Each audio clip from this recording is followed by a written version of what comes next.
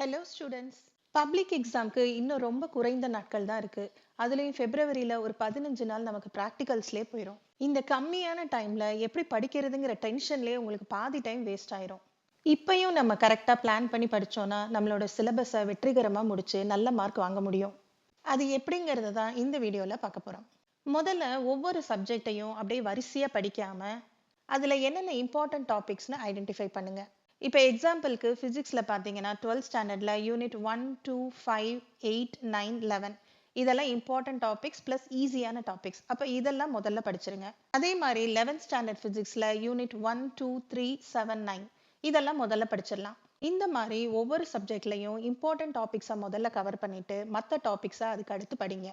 இந்த மாதிரி படிக்கும்போது ஒவ்வொரு நாளும் அப்படியே பிளாங்கா படிக்காம ஒரு நாளைக்கு இதை கம்ப்ளீட் பண்ணணும் அப்படின்னு ஒரு டாஸ்க் வச்சு ஒரு டைம் டேபிள் போட்டு படிக்கணும். மேக்சிமம் அந்த டைம் டேபிளை ஃபினிஷ் பண்ண பார்க்கணும்.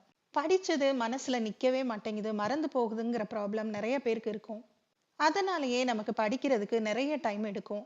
இதை அவாய்ட் பண்றதுக்கு படிச்சதும் எழுதி பாருங்க. எழுதி பார்க்கறதுனா ஃபுல்லா எழுதி பார்க்கறது கிடையாது, வாயில சொல்லிக்கிட்டே அப்படியே இம்பார்ட்டன்ட் பாயிண்ட்ஸ் மட்டும் நம்ம நோட்ல எழுதணும். அடுத்த முக்கியமான விஷயம், படிக்கிறதுக்கு நம்ம ஒரு நல்ல ஸ்டடி அட்மாஸ்பியரை கிரியேட் பண்ணணும். உங்க வீட்டில் நீங்க படிக்கிறதுக்குன்னு ஒரு பர்மனன்ட் பிளேஸை ஃபிக்ஸ் பண்ணிக்கங்க.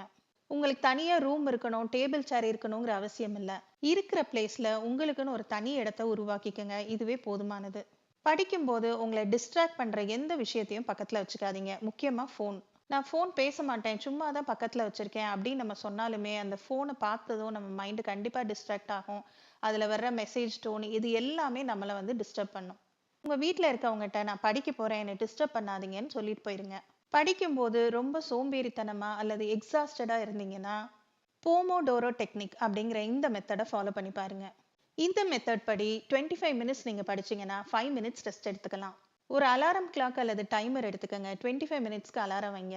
அலாரம் அடிக்கிற வரைக்கும் படிங்க. அப்புறம் ஒரு 5 மினிட்ஸ் ரெஸ்ட் எடுத்துக்கங்க. 5 மினிட்ஸ் பிரேக்குக்கு அப்புறம் அடுத்த 25 மினிட்ஸ்க்கு அலாரம் வைங்க. இதே மாதிரி ரிப்பீட் பண்ணுங்க.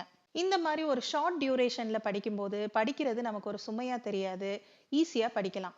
இன்னைக்கு நான் சொன்ன இந்த மெத்தடெல்லாம் ஃபாலோ பண்ணி பாருங்க. கண்டிப்பா உங்களுக்கு யூஸ்ஃபுல்லா இருக்கும். உங்களுக்கு யூஸ்ஃபுல்லா இருக்குன்னு நினைச்சீங்கன்னா உங்க ஃப்ரெண்ட்ஸுக்கும் ஷேர் பண்ணுங்க. தேங்க்யூ ஃபார் வாட்சிங்.